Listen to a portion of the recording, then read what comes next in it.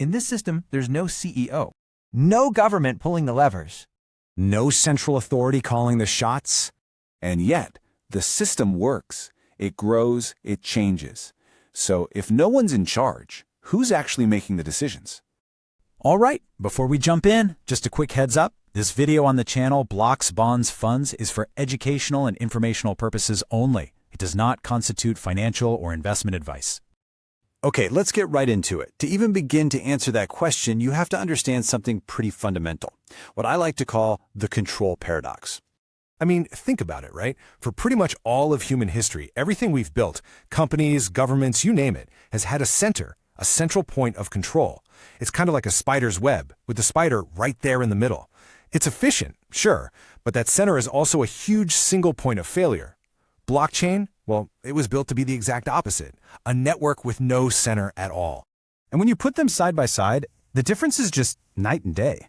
On one hand, you've got top-down, often kind of murky systems. On the other, you have something built for resilience, for transparency, for collective decision-making. But that just throws us right back to that big question, doesn't it? How on earth does a group make decisions when there's no leader? Well, the answer, it hinges on one single, absolutely critical idea that holds this whole world together. And that word is governance. So what is blockchain governance? Honestly, the best way to think about it is as the operating system for making decisions. It's the how. How do you upgrade the code? How do you manage the money? How does this whole thing steer itself into the future without a captain at the wheel? That's governance. And governance really comes in two main flavors. First, you've got off-chain governance. It's pretty much what it sounds like. People talk, they argue, they build consensus on forums, on social media, on calls. Then the developers take that social agreement and, well, they manually code the changes. But then you have on-chain governance, and this is a whole different beast. Here, the rules, the voting, and the execution of the final decision, it's all baked right into the blockchain's code. It's all automated by smart contracts. And it's that incredible idea, automated on-chain governance, that leads us straight to the solution to our big paradox. It's a completely new kind of organization, known as the DAO. Let's just break that name down for a second, because it really tells you the whole story. D is for decentralized, no boss. A is for autonomous, it runs itself on code. And O is for organization, a community of people with a shared mission. So try not to think of it like a company with a CEO. It's much more like a digital co-op, owned and run by the members themselves. Okay, so we've established that the DAO is where the decisions get made. But how? What are the actual nuts and bolts? Let's get into it. So, the engine at the heart of most DAOs is something called token-based voting. The organization creates these special governance tokens, and if you hold them, you get a say, a vote. A lot of the time, it's a simple formula. One token equals one vote. So the more tokens you have, the more weight your vote carries. It's kind of like holding voting shares in a company, but with a massive difference. Every single vote is out in the open, recorded forever on the blockchain for anyone to see.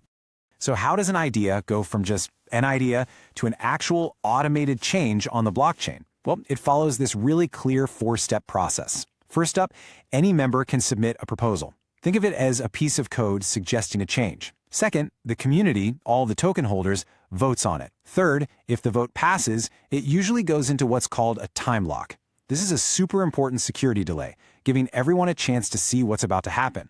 And finally, the smart contract just executes the code, all on its own. No human has to press a button.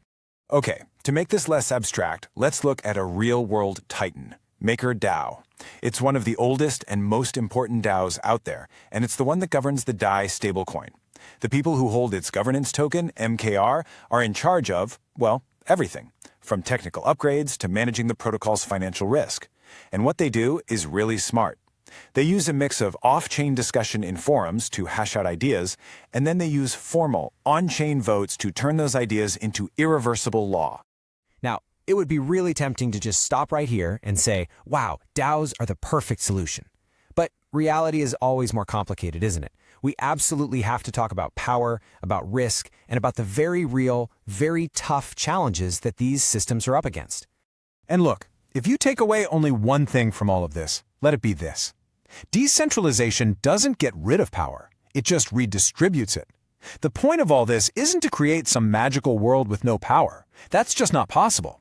The goal is to move power away from a tiny, hidden group in the middle and give it to a large, transparent, and accountable community.